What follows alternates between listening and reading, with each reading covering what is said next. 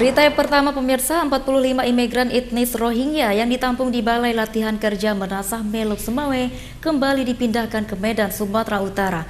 Pemindahan klaster 2 ini dilakukan dengan menggunakan 4 bus dan dikawal ketat aparat keamanan. Sebanyak 45 warga Rohingya yang selama ini menempati Balai Latihan Kerja BLK Menasah Mekandang, Kecamatan Muara II, Kota Lok Semawe, dipindahkan ke community housing di kawasan Padang Bulan, Sumatera Utara.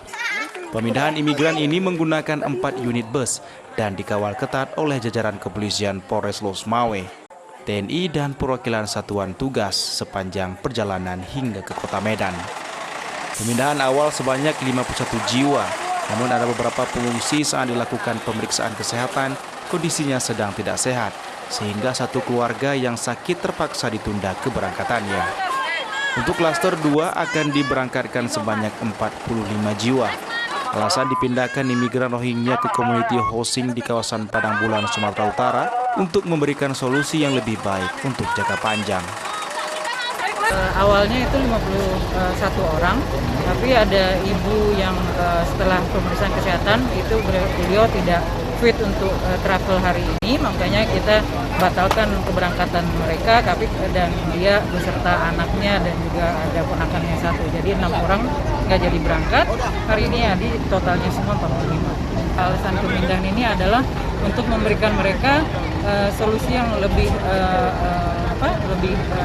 jangka panjang dan lebih semi permanen lah, sebelum mereka itu mendapatkan bantuan yang biasanya pemindahan ke negara ketiga. Jadi sebelum ada solusi untuk pemindahan ke negara ketiga, karena pemulangan mereka ke Myanmar itu tidak mungkin kan.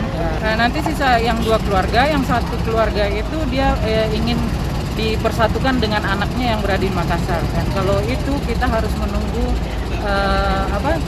approval dari imigrasi. Selain itu, IOM juga akan membantu kehidupan mereka di Medan, baik itu dari segi kesehatan, pendidikan anak, dan pendidikan semi formal. Untuk masa penanganan di Medan tidak ada batas waktu, hingga ada solusi dari pemerintah internasional dan pemerintah Indonesia untuk dipindahkan ke negara ketiga. Dari Lok Semawe, Armia Jamil, iNews melaporkan.